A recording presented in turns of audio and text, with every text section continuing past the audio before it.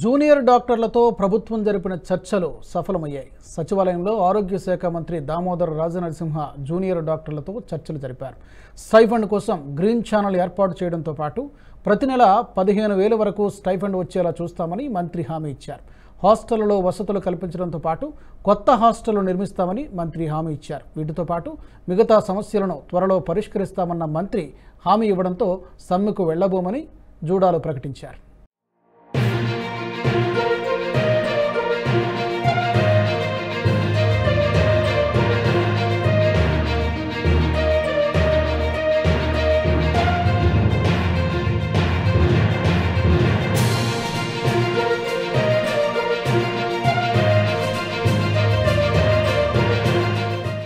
ఆరు గ్యారంటీలను నమ్మి కాంగ్రెస్ ప్రభుత్వాన్ని ప్రజలు దీవించారని మంత్రి పొంగులేటి శ్రీనివాసరెడ్డి అన్నారు. ఖమ్మం జిల్లా పాలేరు నియోజకవర్గ అధికారులతో కలెక్టరేట్లో సమీక్షా సమావేశం నిర్వహించారు.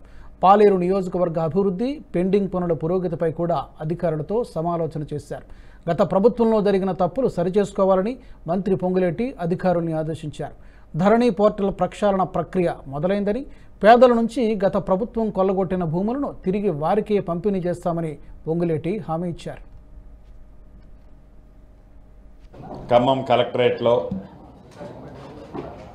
పాలేరు నియోజకవర్గానికి సంబంధించిన అధికారుల సమీక్షతో పాటుగా ఖమ్మం జిల్లాకు సంబంధించిన కొన్ని విషయాల్లో చర్చించుకోవటం కోసం జిల్లా అధికారులతో పాటు పాలేరు నియోజకవర్గ అధికారులను కూడా ఇంతకుముందు సమీక్ష జరుపుకోవడం జరిగింది.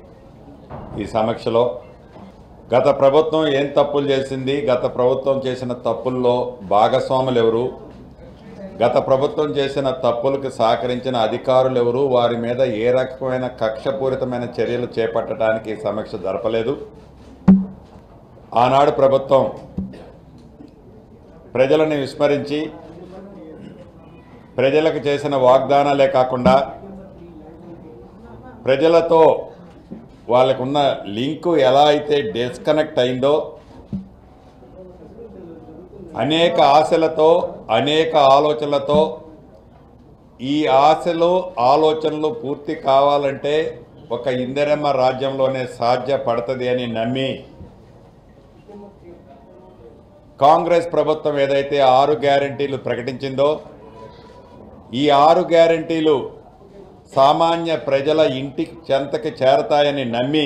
ఈ వీడియో మీకు నచ్చినట్టయితే లైక్ చేయండి, 10 మందికి షేర్ చేయండి. అలాగే కామెంట్ల రూపంలో మీ అభిప్రాయాలను మాతో పంచుకోండి. Nationalist hub group of channels ను సబ్స్క్రైబ్ చేసుకుని తెలుగునాట జాతీయవాద జర్నలిజాన్ని ప్రోత్సహించండి. ఈ వీడియో కింద ఉన్న బెల్ ఐకాన్ పై క్లిక్ చేయడం మర్చిపోవద్దు.